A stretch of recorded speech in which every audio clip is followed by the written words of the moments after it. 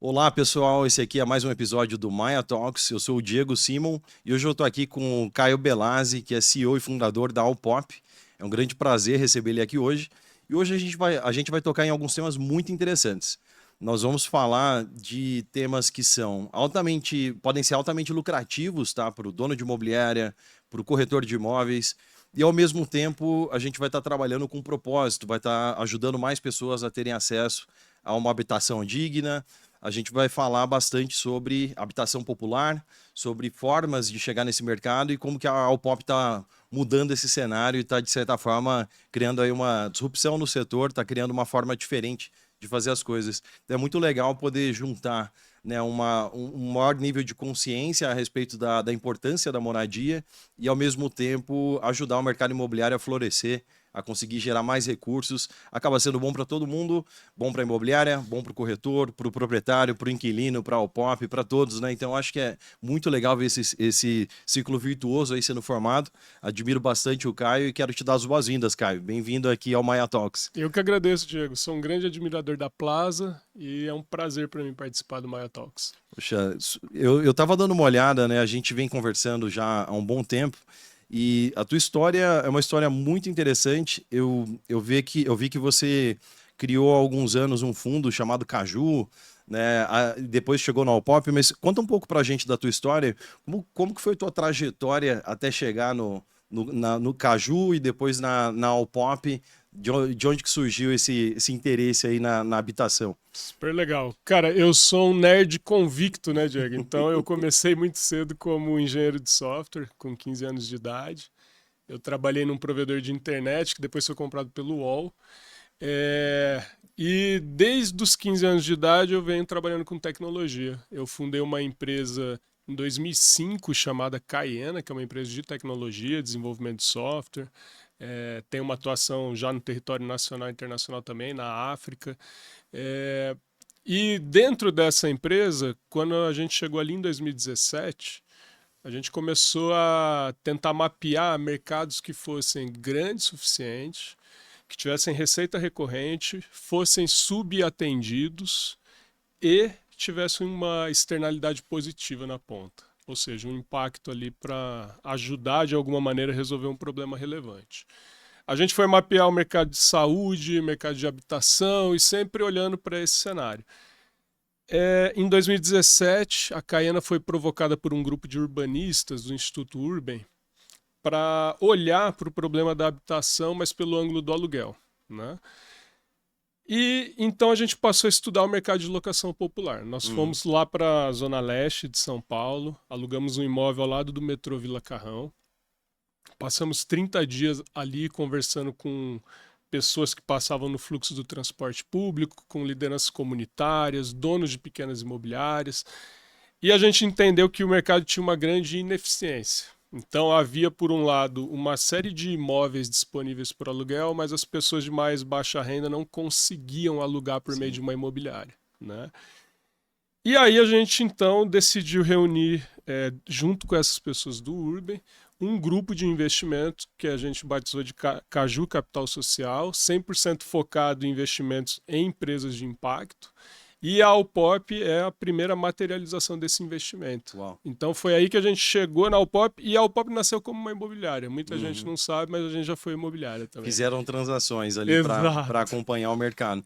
E como que foi que você percebeu que tinha um modelo viável ali? Porque o que eu percebo conversando com muitos donos de imobiliária no Brasil todo é como se fosse um problema que não dá para resolver. Não, isso aí não tem como, é muito trabalho, é problema de pagamento. Quando que você percebeu e falou assim, cara, aqui tem uma oportunidade e eu consigo ajudar a resolver esse problema, né? Diego, conversando com as pessoas nesse estudo que a gente fez de campo, esse mapeamento territorial, a gente começou a perceber a dinâmica daquele mercado e a gente começou a fazer um estudo de dados a respeito de comportamento. Na minha experiência prévia também na Caena, a gente trabalhou com muitos dados socioeconômicos. Então, foi reunindo toda essa experiência que foi possível perceber que existe um perfil de risco dentro do segmento econômico que é um bom pagador de aluguel, porque prioriza a moradia, Sim. né? Quando a gente começou a perceber esse perfil e esse padrão, a gente começou a se especializar dentro desse segmento. Então, Uhum. quando você olha uma análise de crédito tradicional, por exemplo, ela não vai permitir que você empreste algo que ultrapasse 30% da sua renda. Uhum. Mas quando a gente fala de moradia e quando a gente fala do rendimento médio do trabalho no Brasil, a gente sabe que uma das prioridades é a moradia Sim, e, portanto, muitas famílias no Brasil comprometem mais de 30%. Até esse é o sim, principal componente do déficit habitacional do Brasil, sim. né? Mas é uma realidade. E aí não havia nenhuma empresa olhando para fazer o match entre a oferta e a demanda nesse Uhum. segmento específico. E foi Uhum. aí que a Alpop procurou trabalhar. Você diria que de todos os direitos do cidadão, né, a gente está falando de moradia, alimentação, saúde, educação. Moradia, talvez, junto com alimentação, venha ali em primeiro lugar, é a primeira prioridade do mês. E É, você percebeu que esse aqui é o primeiro pagamento, tinha que pagar meu aluguel, senão você despejado, né? é a dignidade da pessoa, né? Então Uhum. ali você consegue entender que tem algumas prioridades. É claro que chega um momento, isso é importante ser dito, que a pessoa simplesmente não tem mais renda e aí Sim, não existe prioridade para nada, porque de fato falta o recurso básico, sim. né? Mas a gente começou a mapear que é justamente essa hierarquia das prioridades Uhum. e um pouco do comportamento de pagamento que são as variáveis mais importantes para conseguir trabalhar num segmento, Uhum. né? Até índices de inadimplência que são publicados, eles mostram que a inadimplência é maior nos tickets maiores, por Sim. exemplo. É contraintuitivo? Pode ser, mas isso é o que o dado revela, né? Isso é muito interessante. Significa, então, que, no final das contas, vamos pegar na prática, né? Uma pessoa que, por exemplo, está com dívidas, de repente está com nome sujo, está com score lá embaixo, né, na Serasa. Essa pessoa não tem acesso a um crédito formal. É uma pessoa que não consegue, então, acessar o aluguel de forma tradicional numa imobiliária. E o que acaba acontecendo, então, é que essa pessoa, ao ter acesso a isso via ao POP, ela vai priorizar bastante manter esses pagamentos em dia, né? Não vai fechar Exatamente. essa porta que se abriu ali, né? Exatamente. E é sempre um crédito vinculado a uma necessidade básica da pessoa, e isso Uhum, permite que esse crédito seja saudável tanto para a pessoa quanto para quem está uhum. envolvido no negócio. E, Caio, o que que você diria que é o teu propósito hoje que te move na Upop, né? A gente falou da oportunidade de mercado, mas o que que te brilha o olho e você fala, cara, eu tenho prazer de estar fazendo isso aqui, né? Eu entendo que todo país desenvolvido ele tem uma característica que é o acesso a crédito. E o meu sonho dentro da Alpop é desenvolver mecanismos legais, mecanismos de gestão de risco para poder democratizar cada vez mais o crédito no Brasil, Uhum, né? O Brasil ainda tem níveis de crédito baixos relativamente, sim. né? E todo país desenvolvido precisa ter acesso a crédito. Uhum, Então hoje a gente trabalha com crédito para o aluguel, mas é fundamental engajar nessa causa e é por isso que a Alpop, esse uhum. é o meu sonho, esse é o que me motiva todos os dias. Perfeito. É, pensando no modelo de negócios, né, da Upop, como que vocês entram aí na relação entre inquilinos, proprietários, imobiliária, e como que a Upop se encaixa hoje? A Alpop, ela basicamente presta um serviço para o proprietário, Uhum, né? Então a gente desenvolveu todo um mecanismo de proteção financeira do contrato de locação. uhum, Então o nosso relacionamento direto, diferente de outras garantidoras e seguradoras que cobram do inquilino, a Alpop cobra do proprietário. uhum, E isso permite que a Alpop faça a proteção financeira daquele contrato, mantendo o contrato de locação sem garantia formal, que é uhum, uma vantagem do ponto de vista de gestão de risco, porque permite um despejo mais rápido. Então a Alpop se coloca para resolver o mesmo problema que garantidores e seguradoras resolvem, uhum, mas com arcabouço legal, técnico de gestão de risco, que permite a gente fazer a conexão entre aqueles públicos de mais baixa renda uhum. com os imóveis que estão disponíveis na imobiliária, sem que a imobiliária corra risco e que o proprietário tenha a segurança do recebimento sempre na data combinada. E você pode dar um cheiro do quanto que isso custa para o proprietário? Com certeza. A gente procura praticar o mesmo preço da fiança locatícia. Interessante. Então a gente, na média, hoje cobra 10%. Uhum, O proprietário, é fato, muitas vezes ele repassa isso no valor do aluguel. É claro, é um negócio, é uma sim. negociação que ocorre entre proprietário e imobiliária e ali o inquilino. Mas muitas vezes a gente sabe, quem já trabalhou com aluguel e eu já fui imobiliária, Sim, a gente sabe que na hora de alugar o imóvel tem a negociação. E sim, o preço que está anunciado não é o preço que é alugado. sim. Muitas vezes é bem abaixo. Então a gente consegue manter os preços sem inflacionar o mercado, trazer essa segurança financeira. Interessante. Para o proprietário, então, é sem dor de cabeça, tá o aluguel todo mês caindo ali direitinho, não tem que se preocupar, né? Bem E, interessante. Diego, uma questão muito importante, né? Que além dele não ter que se preocupar, ele tem previsibilidade. Uhum. Porque ele não vai precisar abrir um sinistro, coisa parecida, porque o pagamento sempre vai cair na data combinada. É o Sim. fim do sinistro, Uhum. tá? Muito legal. É, quando a gente fala de tamanho, né, de oportunidade de mercado, a gente está falando de um país onde muita gente vive de maneira insalubre, vive em ambientes que são muitas vezes violentos, sem acesso a coisas muito básicas, né, para o cidadão viver bem. Como que a gente consegue dimensionar um pouco o tamanho dessa oportunidade de mercado, né, em termos de imóveis que a gente consegue alugar na habitação popular, ou seja, daria até para construir mais e alugar mais? O tamanho desse mercado, cara, no Brasil, ele é bastante relevante. Então, o Brasil fez o último censo em 2022 e esse censo demonstrou que o aluguel ele passou a ser uma solução de moradia estruturante da sociedade. Então, segundo os dados do censo, são 16 milhões de domicílios alugados. Uhum. Existe um estudo do INSPER que foi feito durante a pandemia que analisou a pesquisa de orçamento familiar do IBGE. Ela já é uma pesquisa mais antiga, mas serviu de base para esse estudo. Esse estudo fez um recorte do valor do aluguel por faixa de valor para identificar onde estavam localizadas ou onde está localizada a massa de aluguel de acordo com o valor e a renda, portanto, das famílias. Esse estudo demonstrou que 77% das locações estão no segmento econômico. E a ampla parte desse segmento, quanto mais baixo o valor, maior é a informalidade. Então, aquela imobiliária, se você for numa imobiliária que é grande, que gerencia lá seus 10 mil contratos, 6 mil contratos, ela naturalmente atende uma parcela do segmento econômico, porque é uma Uhum. questão estatística quantitativa, a menos Sim. que ele esteja, não sei, numa cidade muito, né, diferente do que é o recorte socioeconômico do Brasil. Esse é o tamanho desse mercado. Uhum. E quem trabalhou no segmento econômico alugando, né, não só fazendo a proteção financeira como hoje eu faço, sabe do tamanho da liquidez desses imóveis. A demanda é muito forte. São imóveis que dificilmente ficam vagos, Sim, mas acontece muito na informalidade. sim. E é isso que a UPOP tenta trabalhar com base nesse recorte socioeconômico.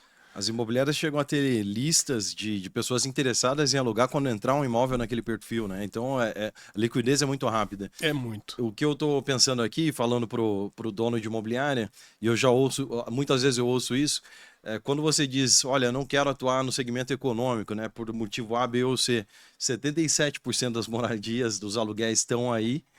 Então você está abrindo mão de 3/4 ali, né, das transações que estão acontecendo. E no final das contas também você vai estar atuando com uma liquidez muito menor, né? Então acho que é uma oportunidade muito grande que acaba sendo deixada de lado. Agora, para que isso aconteça, a gente tem que trabalhar com mais eficiência, né? Tem que conseguir atender bem esse público, né? Exatamente. Quando você faz um movimento para o ticket menor, você precisa preservar suas margens, né? E é por isso que em tudo que a gente formatou na UPOP, uma componente importante do produto e do serviço é que a gente alivia a operação da imobiliária, pegando algumas tarefas que seriam da imobiliária e trazendo para dentro da UPOP. Sim.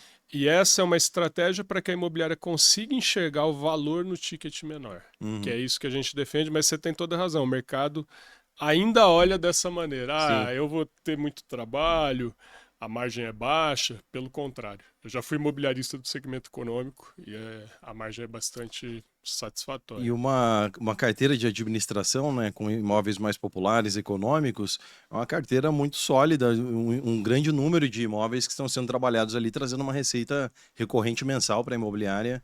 Exatamente. É onde está o volume, Diego. É ali que o imobiliarista tem que enxergar a oportunidade. Não significa deixar de trabalhar os outros nichos, Não, mas significa segmentar a sua atuação estratégica comercial e ter os parceiros corretos para cada nicho que você vai trabalhar, né? excelente. E até um gancho com vocês aqui que é interessante, porque o produto de vocês também alivia a imobiliária. Sim, Então vocês habilitam a imobiliária do ponto de vista da atuação dela a entrar em segmentos que antes ela talvez não enxergasse margem. exato. Então, a automação feita pela IA que vocês desenvolvem, ela é fundamental nessa estratégia de negócio também. Aproveitando a sua deixa, mas aproveitando essa deixa, a Maia ela entra em duas frentes, né, que acabam ajudando aí. Uma é na pré-qualificação de leads, e isso é excelente para quem tem alto volume de leads. Então, imóveis que têm muitos leads, a Maia ela não tem problema em falar com todos ao mesmo tempo, inúmeras conversas e ir qualificando esses leads. E a outra frente é o administrativo da locação, que também, quando você tem um volume maior, né, de locações, você vai ter um número maior de chamados também. E aí entra a Maia ADM também para ajudar ali. Então é uma das formas aí de ganhar mais eficiência e de reduzir custo, né? Exato. Isso aumenta a margem do imobiliarista na ponta. É dinheiro na veia, é isso que as Sim. pessoas começam a compreender nesse mercado. Interessante. E é interessante aí, pensando não só o dono do imobiliário, o corretor de imóveis, né? Você tendo transações acontecendo, né? Semanalmente ali você tem locações como essa sendo fechadas, você vai construindo uma renda aí muito mais estável também ao longo do tempo. Acaba sendo, então... Como que tem sido para você, com parceiros da Alpop, imobiliárias, corretores, como que tem sido esse movimento de repente, perceberem que dá para gerar muito mais renda, muito mais recurso a partir desse mercado?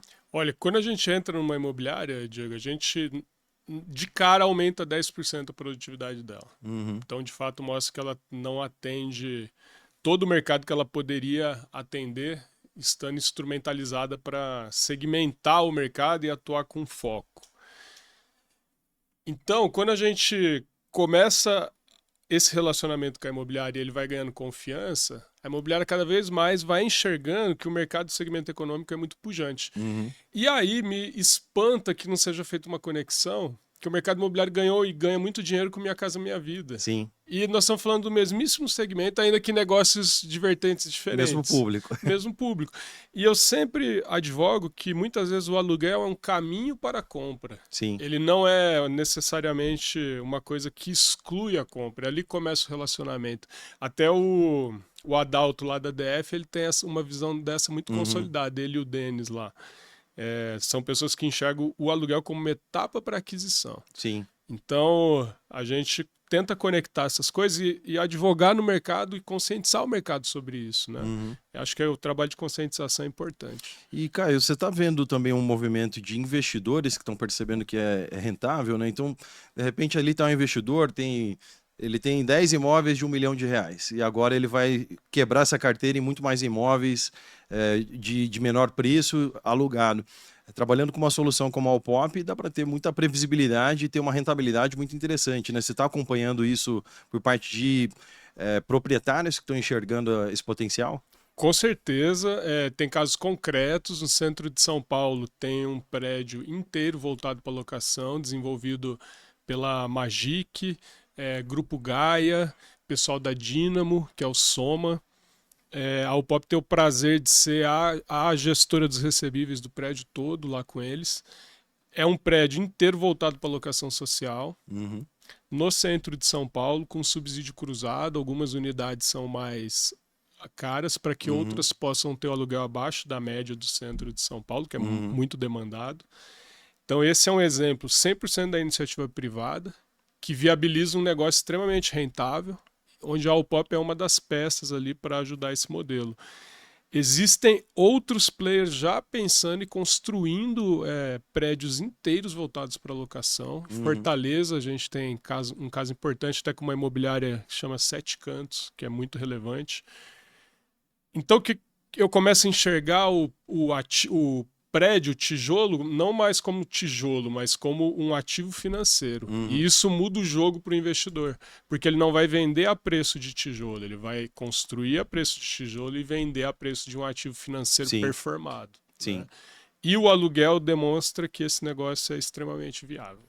A previsibilidade que você traz, então, para a operação torna muito interessante do ponto de vista do proprietário. E eu estou pensando aqui como pessoa física, né? Mas o proprietário, pessoa física ali, que vai formar a famosa carteira para aposentar, né? Vou ter uma carteira de aluguéis. As pessoas ficam pensando, ah, não, vai dar muito trabalho eu ter vários imóveis de baixo valor. Mas tendo boas soluções, dá para ter muita eficiência, previsibilidade e inclusive, rentabilidade maior. Até porque a gente está falando de ativos que talvez o preço do aluguel em relação ao valor do bem seja bem interessante, né? Exato, essa relação é importante e você cria ali um instrumento que passa a ser gerador de receita, Uhum. com previsibilidade e atendendo uma demanda que é crescente. É isso que a gente também precisa entender estruturalmente na habitação. Se a gente pegar os dados dos últimos 20 anos, que é a série pegando censos, né, e a PNAD contínua, você entende que a alocação ganhou relevância Uhum. como solução de moradia. Claro, o Brasil se urbaniza de forma bastante rápida e aí precisa ter solução de moradia para todo mundo. O Caio, agora momento de reflexão aqui. Eu fiquei pensando bastante, né, enquanto eu estava observando a operação da Alpop, pensando sobre o assunto, né? A gente mora num país que historicamente sempre teve muita desigualdade, né, econômica. E ao longo do tempo isso foi ficando um tema extremamente politizado, né, polarizado. E eu sinto que faltam grandes discussões para o país que não deveriam depender do partido A, B ou C, mas que sim são importantes, né? A gente está falando de, como eu falei, direitos do cidadão, né? São direitos humanos de moradia, de segurança, como que você enxerga essa necessidade da gente pensar a habitação de uma forma como país e não mais como uma questão partidária, né? Esse ponto que você toca ele é muito importante, porque nós aqui no Brasil perdemos um pouco a capacidade de falar sobre política e sobre Estado e sobre iniciativa privada sem brigar, basicamente. As Sim, pessoas hoje não têm conseguido conversar sobre isso, sim. né? Então, quando a gente toca no tema da habitação, é importante olhar para experiências lá de fora e desenhar uma política pública que leve em consideração inúmeras soluções. Porque Uhum. o problema da habitação ele é um daqueles problemas que tem uma característica de complexidade. Sim. Envolve interesses que muitas vezes estão divergentes e, portanto, precisa haver uma base para que essa política avance. Então, o que eu quero dizer com isso na prática? A política pública do acesso à posse do imóvel é muito importante, claro que Sim, é. Mas ela sozinha não resolve o problema. sim. Então o aluguel entra como uma outra dimensão disso.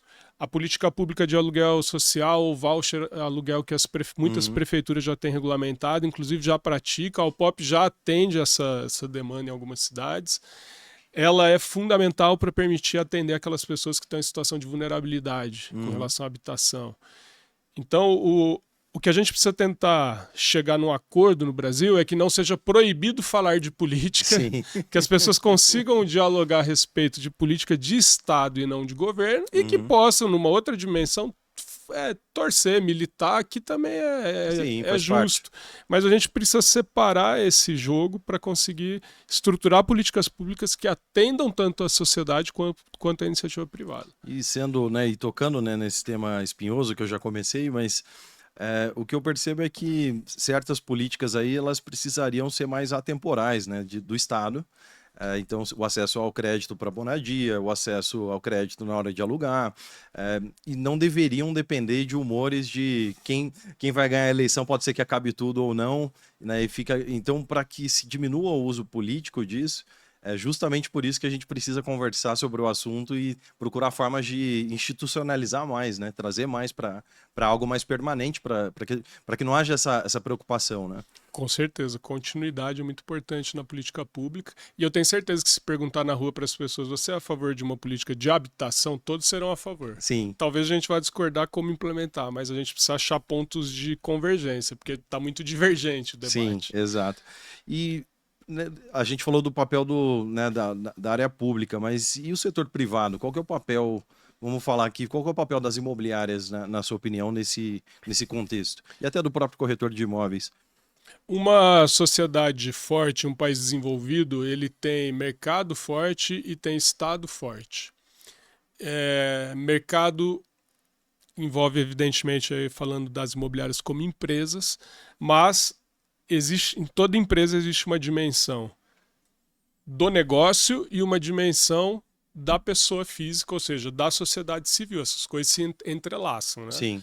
Então, o papel das imobiliárias é desenvolver esse mercado para que elas façam mais negócio, seja Sim. bom para o negócio delas, mas que elas também consigam aliar a geração de dinheiro, de faturamento, a resolução de um problema muito importante que é a habitação. A imobiliária não, eu sempre brinco, ela não vende algodão doce no sinal, ela vende Sim. moradia, Exato. né? Então é uma atividade que exige um nível de comprometimento e responsabilidade muito alto. E para que a gente consiga resolver toda essa desigualdade que o Brasil tem, é preciso a colaboração de todos. Sociedade civil, iniciativa privada, Estado. Essas dimensões em países desenvolvidos e democráticos, elas são muito fortes e relevantes. Caio, teve alguma história que te marcou, de alguma família, de alguma pessoa que teve a vida transformada ali a partir de poder ter acesso, né, ao que a Alpop oferece? Olha, tenho duas histórias assim que me marcaram bastante. Uma foi um aluguel que a gente fez em São Paulo, ainda como imobiliária, no centro da cidade. E eu me lembro que quando a família foi sair desse imóvel, a gente recebeu um agradecimento. E, cara, aí eu descobri que essa família eram 5 pessoas morando em 55 metros quadrados. Puxa. Ou seja, super inadequado. Mas eles todos estavam muito gratos porque eles estavam morando perto do trabalho. Sim. E isso trazia uma qualidade de vida ali para eles muito importante. Então isso me tocou porque eu olhei, olha só, a gente sabe que tem muitas pessoas por metro quadrado ali nessa residência, mas mesmo assim eles estão numa condição melhor do que eles estavam Melhor que antes. 2 horas no trem, no metrô, no ônibus. Fora o que se gasta com esse deslocamento. Então esse depoimento assim me marcou por conta desse paradoxo, né? E o outro foi durante a pandemia, que era uma família de mulheres negras que tem uma barraca de pastel ali no centro de convivência. Esse caso, elas eram proprietárias de um imóvel. E o aluguel que a Alpop permitia num imóvel delas, alugado, permitia que elas pagassem financiamento de onde elas moravam. E elas estavam sem renda naquele momento porque a pandemia tinha fechado ali o centro de convivência. Então ali eu vi o impacto tanto do lado do ponto de vista do inquilino quanto do proprietário, né? Então esses dois casos me marcaram bastante. Poxa, muito, muito interessante. E pensando aqui em planos atuais, né? Hoje, no momento, quais são as suas prioridades ali na Alpop? Como é que você está enxergando o momento do mercado imobiliário? Eu vejo o mercado aquecido. Até a gente participou agora recente de um evento, né, lá da Raquel. E eu vejo um mercado interessado em inovação, mais aberto para ouvir novidade. Eu sempre acompanho a Plaza nos eventos, sempre stand lotado, porque você vê o tanto que até os eventos regionais vocês promovem sempre esgotado, porque o mercado olha e precisa de inovação para acoplar nas suas estratégias de crescimento. Então eu vejo, de quando eu comecei para hoje, eu vejo uma evolução muito grande. Mais abertura, menos ressentimento com a inovação. As imobiliárias ficaram ressentidas que o Quinto Andar desenvolveu uma inovação há alguns anos atrás. E eu acho que isso passou, agora todo mundo quer estar na ponta. As pessoas estão muito interessadas agora em se adaptar mais rápido, né? Exatamente. Ainda sem saber muito bem como, mas as pessoas perceberam, por exemplo, que a inteligência artificial veio para ficar. Né? É inevitável, né? Sim. É uma coisa inevitável. E você, no seu dia a dia, você tem usado inteligência artificial? Fala lá com o ChatGPT? Tem alguma da sua preferência? Já é meu melhor amigo, cara. Toma um esquinho ali conversando. Só falta isso. Cara, eu uso bastante. Eu gosto de testar bastante. Na Alpop, todo mundo tem usado para desenvolver a produtividade, ainda que haja alguns estudos já mostrando que quando você faz um recorte, pega desenvolvedor de software sênior, essas tecnologias às vezes atrasam o desenvolvimento, Uhum. mas aí a gente está falando de um nível sênior de desenvolvedor, mas enfim, é uma pesquisa bem recente.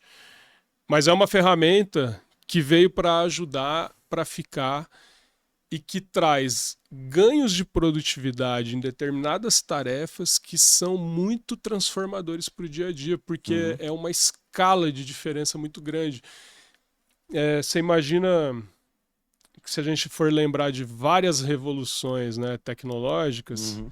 eu acredito que as mais importantes são as que transformam o espaço-tempo. Então, sei lá, a ferrovia, quando começou a ser desenvolvida, altera o espaço-tempo de algum modo. Nesse sentido de percepção, uma coisa que demorava X tempo demora menos agora. Então a IA, na minha leitura, faz essa transformação aí numa escala muito mais impressionante. Agora eu fiquei curioso aqui, né? Uma das coisas que eu tenho falado para as pessoas é que eu tenho visto um uso de duas formas da IA. Para algumas pessoas está sendo um uso mais preguiçoso, faz aí meu trabalho, e aí de fato vai ter um declínio cognitivo, eu vou ficar cada vez mais burro de certa forma, porque eu vou lá e não sei mais fazer as coisas, né? É igual hoje em dia saber o endereço sem o Waze. A pessoa perde o Waze e não sabe voltar para casa mais, né? Então tem esse risco. Mas por outro lado, e aí talvez tenha a ver com senioridade também, eu percebo que as pessoas mais inteligentes, que criam mais, elas estão conseguindo fazer um uso exponencial da inteligência. É como se fosse um cérebro acoplado extra, ilimitado, para acoplar em alguém que está querendo criar grandes coisas, né? Então, tem um outro uso aí inteligente da IA que eu acho que é muito interessante, mas talvez as pessoas se dividam mais. Queria saber um pouco da tua visão a respeito disso, né? Você tem total razão, que as pessoas não podem esquecer que aquilo é uma máquina e nós somos os seres humanos. Nós temos a inteligência natural, então a gente É, precisa compreender um pouco da essência dessa transformação, que ela não é inteligente de fato, é só uma metáfora e etc. Ou uma analogia, de repente, melhor dizendo. Para a gente não perder o controle daquilo que a gente trabalha no dia a dia e pede ajuda da máquina. A máquina, sim, ela precisa ser calibrada, ela precisa ter os inputs corretos, adequados, né? sim. Se você usa simplesmente, faça isso e não se esforça um pouco nesse racional, certamente você vai atrofiar, meu amigo, minha amiga, não faça isso. Não faça isso, exato. E deixa eu te fazer uma pergunta, uma curiosidade aqui. A gente está falando bastante de habitação e, obviamente, é o que interessa para nós aqui, né, no mercado imobiliário, mas que outras oportunidades ou outros setores você enxerga que tem grandes oportunidades assim no Brasil também ainda não resolvidas, né? Para a gente ficar de olho. Olha, eu enxergo a educação como um tema muito importante para o Brasil como país, nação e como negócio também.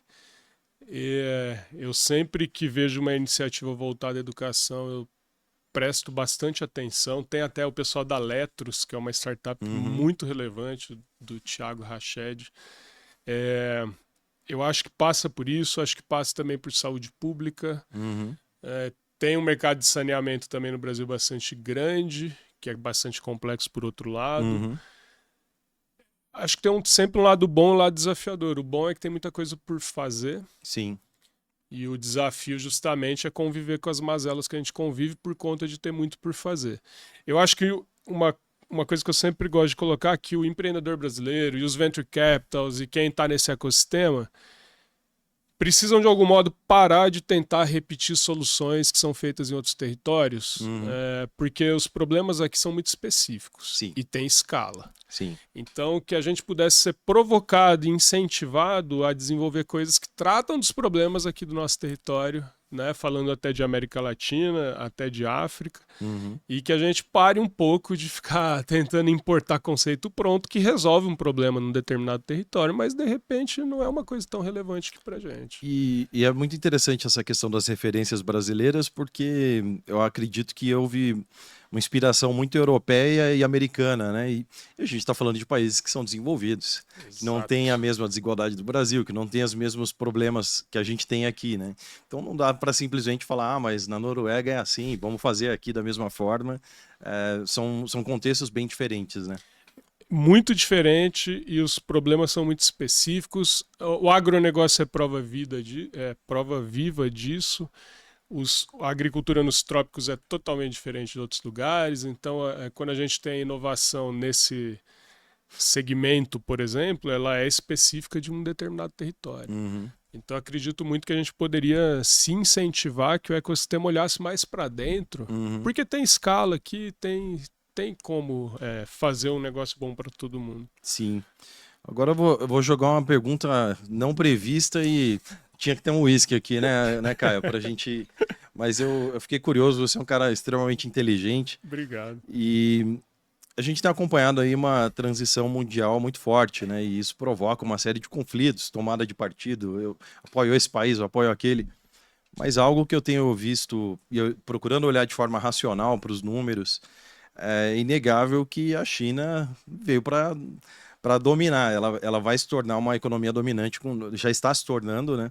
E a minha pergunta, outro dia eu fiz essa pergunta numa imobiliária, mas a minha pergunta para você é: o dono da imobiliária deveria ficar atento à China? O que pode acontecer de novo? Será que a gente vai ver investimentos chineses aqui? Será que nós vamos ver mais chineses mudando para o Brasil, mais brasileiros fazendo conexão com brasileiros indo para lá? No mercado imobiliário, o que pode surgir de oportunidade aí com essa mudança mundial? Que, repito, não depende da minha opinião pessoal, da minha preferência, se eu gosto ou não gosto, é a realidade, né? Cara, é uma excelente pergunta. O mundo é cada vez mais imprevisível, né, Diego? Mas Sim. eu sempre acredito na tradição da diplomacia brasileira, que é desenvolver o multilateralismo, né? Se relacionar com inúmeros países, com inúmeras culturas, e sempre que há uma disputa por poder de forma mais incisiva, como é o momento que a gente vive hoje, é importante não perder o diálogo com nenhuma das partes. Sim. É importante o Brasil manter a tradição dele. E sim, a China vem de maneira muito forte no mundo todo. Sim. E o Brasil agora passa por um momento que certamente esses laços vão se estreitar mais. Sim. Isso deve sim trazer investimentos para o país.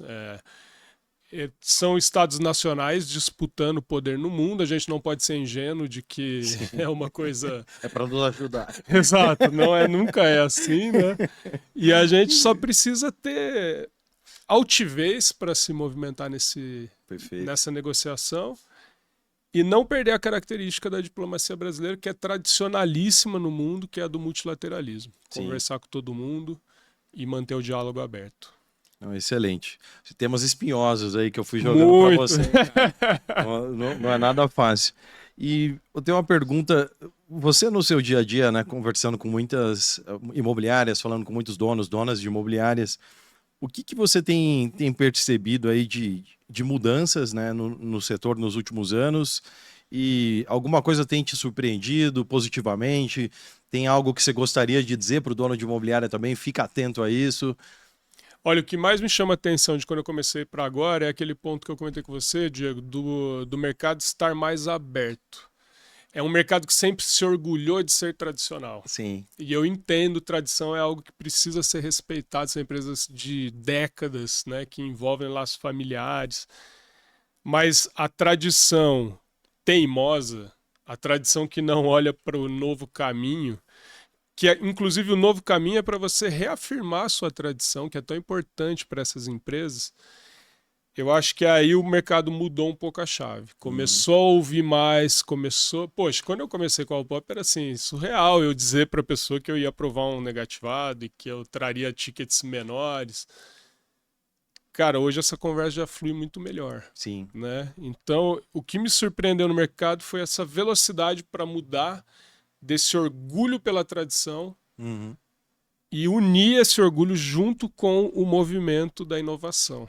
Então, eu tenho visto imobiliárias grandes, de mais de 50 anos de mercado, trabalhando firmemente em frentes de inovação e com disciplina, né? Porque inovação, às vezes, as pessoas acham que é aquilo, poxa, tive uma ideia.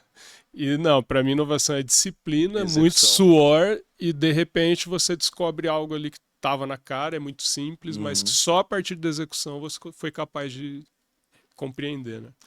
Uma pergunta, talvez eu lembro aqui, início dos anos 2000, você falou que começou a Caiena em 2005. 2005. Eu lembro, esse começo dos anos 2000, era tudo muito revolucionário, empresa que dá prejuízo, esse é o futuro, o negócio... E, de certa forma, eu acho que muita gente veio querendo inovar demais a ponto de querer ser disruptivo no formato dos negócios ganharem dinheiro, né? E se a gente parar para pensar, e talvez seja o que está acontecendo hoje, a imobiliária ela continua ganhando dinheiro no mesmo modelo de negócio. Ela capta imóveis, ela aluga, vende, ela ganha na transação e depois ela tem outros serviços que ela oferece, e ela pode administrar a locação. Então, a forma de ganhar dinheiro, isso não mudou, ainda é a mesma forma. A forma de fazer é que mudou, de executar isso, né? Você acha que hoje talvez exista mais maturidade de falar a inovação está vindo a serviço do modelo de negócio e não para acabar com ele? Cara, essa é uma excelente provocação, né? Porque de fato a finalidade sempre é a mesma, mas em modos diferentes. Sim. Ali.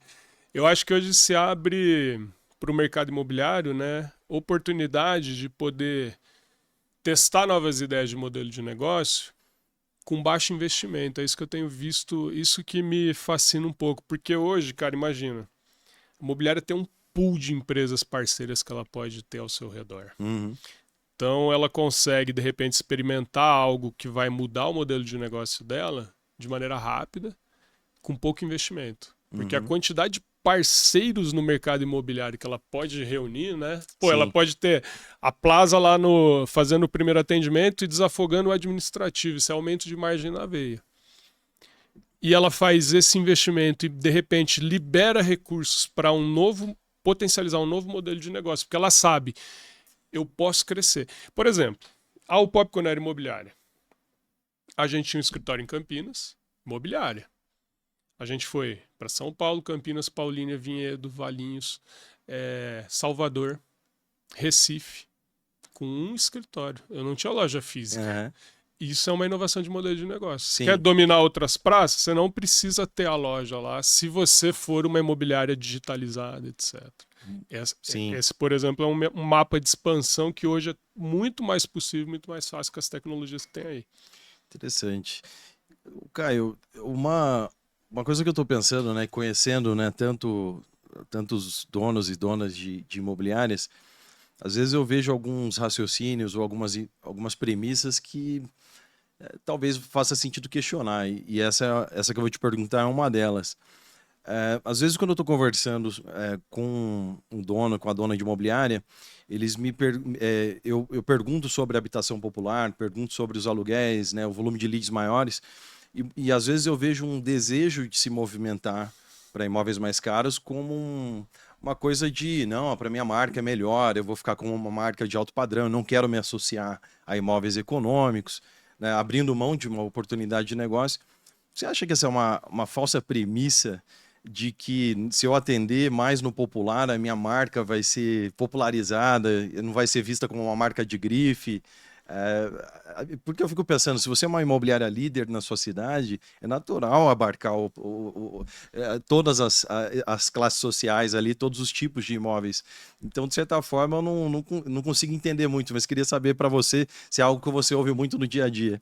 Olha, toda imobiliária que eu vou, o sonho do dono da imobiliária, eu estou aumentando meu ticket médio. Aí eu sempre falo, olha, se você tiver 100 contratos de aluguel, beleza. Mas se você quiser enxergar a carteira de locação como ativo financeiro que vai gerar margem para sua imobiliária e potencializar a sua área de compra e venda, você quer ter escala, não tem como você ter escala com um ticket médio de R$7.500. Sim. Então, assim, é engraçado até essa busca meio cega por essa coisa. Aí tem essa questão da marca que você coloca de... eu vou comprometer a minha marca. Gente, isso já está resolvido pelo marketing há muito tempo. Exatamente. Isso é ciência, isso não é mais eu acho que é assim. Não, você pode fazer movimentos. Sim. E você não compromete, você cria linhas de comunicação, você tem corretores especializados por segmento. Exato. Então eu acho que às vezes as pessoas precisam sair desse véu que deixa a visão turva. Até eu ia usar uma expressão véu de Maia, mas achei que ia ser um trocadilho muito barato. Mas é isso que facilitaria para o imobiliarista enxergar que é possível fazer esse movimento sem comprometer a marca. Isso não existe. Olha aí, se fizer muita questão, por que não ter duas marcas, né? Pois é. Tem várias formas aí de fazer isso, né? Mas eu fiz essa pergunta porque deve acontecer muito no dia a dia essa dificuldade, né, de entender as coisas. Bom, eu queria te pedir para dar um recado, deixar um recado aí para o pessoal do mercado imobiliário que está nos assistindo. O que você gostaria de deixar de palavras finais aí para o pessoal? Amigo e amiga do mercado imobiliário. Eu sempre gosto de provocar esse mercado para olhar para onde tem o volume de negócio. E o volume de negócio dentro do mercado imobiliário acontece no segmento econômico. O Brasil tem uma característica de ter uma demanda fortíssima dentro do segmento econômico e as imobiliárias têm um papel fundamental para formalizar essa relação de locação que hoje acontece na informalidade. É um mercado grande, com receita recorrente, e empresas como a Alpop, mas outras também, olham para esse mercado com muito potencial. Então eu convido o imobiliarista a se sensibilizar com essa agenda e fazer mais negócios. Esse é um pouco do nosso objetivo de contribuir com o mercado. E um grande prazer participar aqui com você, Diego. Muito obrigado, Caio. A gente teve, mais do que nunca aqui, a oportunidade de ver uma forma diferente de olhar para o mercado, de olhar para uma maneira que dá para a gente construir modelos de negócio que são lucrativos, que têm propósito, que têm consciência social e ajudam as pessoas na sua moradia, em busca de eficiência, de uso de tecnologia. Então foi um papo muito rico aqui com o Caio, altas reflexões aqui. Espero que tenham gostado. Você que está nos acompanhando e não nos segue ainda, nos siga nas plataformas, no YouTube, no Spotify. Vai ser um prazer manter contato com você e quero deixar então novamente meu muito obrigado para o Caio. Obrigado, Caio. Um grande prazer falar contigo. Eu que agradeço, Diego. Alegrou meu sábado aqui com Valeu. você.